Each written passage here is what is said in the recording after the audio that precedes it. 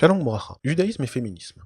La Torah serait-elle misogyne? Cette semaine, Bezrat Hashem, nous lirons la parasha Traye Sarah, une parasha qui rend hommage à l'une des plus grandes dames, si ce n'est peut-être la plus grande dame du clan d'Israël, notre matriarche Sarah. C'est avec des mots simples et pudiques que la Torah commence en nous disant « La vie de Sarah fut de 127 ans, telle fut la durée de sa vie ». Une phrase. Une phrase par laquelle la Torah rend hommage à cette personnalité extraordinaire de la Torah.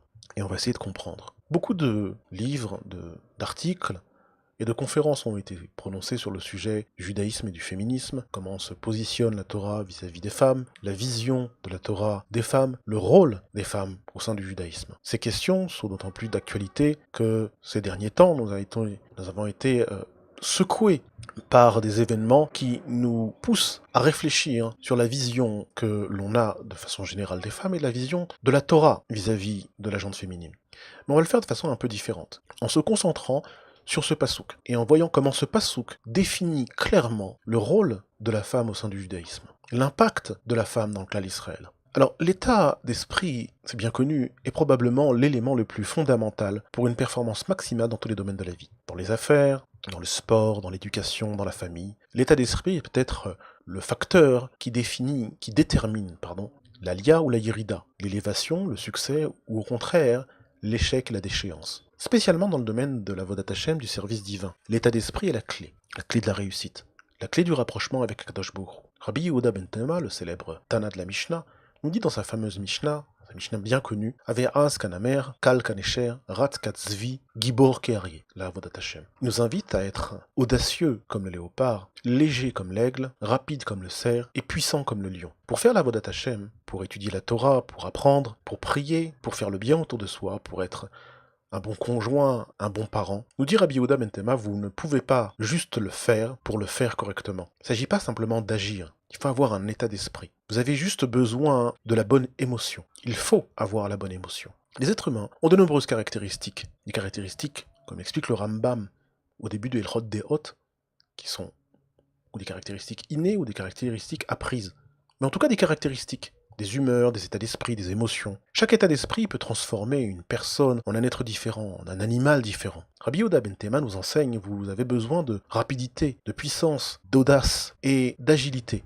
Vous devez puiser dans la bonne émotion que vous avez déjà construite dans votre personnalité afin que la volonté d'Hachem soit atteinte. Une volonté qui n'est pas simplement d'action, mais d'attachement. Afin que cet attachement soit total, qu'il soit total non seulement par le biais des actes, mais également par le biais de l'âme et du cœur, nous devons puiser, nous dit Rabbi Yehuda ben Tema, au plus profond de nous-mêmes et révéler la bonne émotion qui est en nous, le bon état d'esprit. Et c'est ce que nous pouvons apprendre de l'éloge que fait Hachem de Sarah Imenu. Dans ce premier passage de la Torah que nous avons lu précédemment, Hachem a encapsulé la vie de Sarah en une phrase. La vie de Sarah était de 127 ans. Les années de Sarah. Telles furent les années de Sarah. Rashi, Rabbi Shlomo Yitzhaki, explique sur place que toute l'année de Sarah, toutes les années de Sarah, toute la vie de Sarah était égale en bien. Toute sa vie était parfaite. Sarah Imenu a eu une vie parfaite.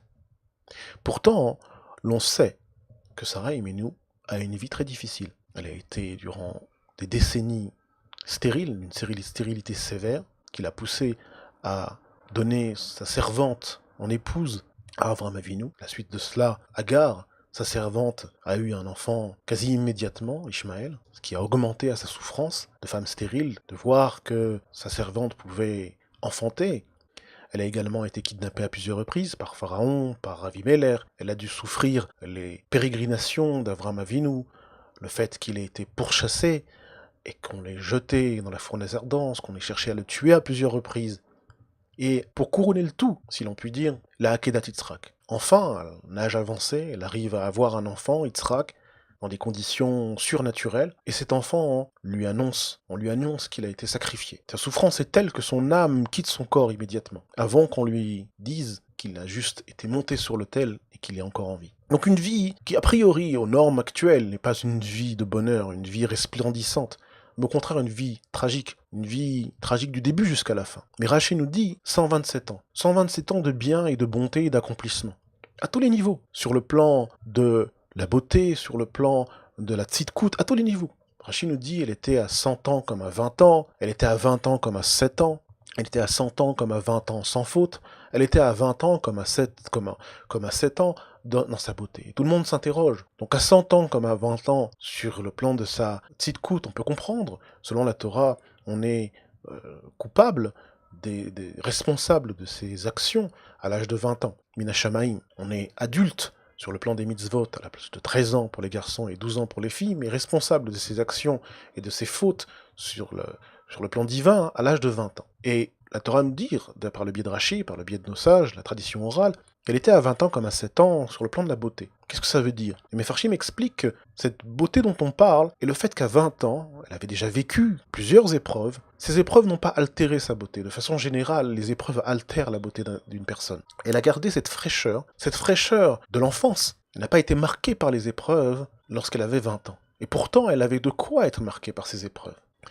C'est cette vision qu'elle avait de l'existence qui lui a permis de transcender les épreuves et de cheminer dans sa vie sans que ces épreuves ne la marquent. Mais il y a autre chose. Certains coupent l'existence, divisent l'existence en 3 étapes. L'enfance, la parentalité, l'âge adulte, et le fait de devenir grand-parent, ce qu'on appelle aujourd'hui le 3e âge. L'enfant, avec son attitude juvénile envers la vie, a ce genre d'optimisme, de créativité, de pureté et de pensée en dehors de la boîte, comme on dit en anglais, out of the box. L'âge adulte vient avec le sens des responsabilités, en travaillant plus dur et en commençant des projets. Les grands-parents, c'est l'âge de la sagesse, la compréhension du passé, c'est l'acceptation des sentiments d'accomplissement. Ça, c'est l'âge des grands-parents. Si on ne veut pas rire de la vie, c'est parce que on ne peut pas puiser dans la jeunesse. Lorsqu'on arrive à l'âge adulte et qu'on est triste, qu'on est mélancolique, qu'on n'arrive pas à se réjouir de son existence, et qu'on a perdu cette enfance qui est en nous. De la même façon,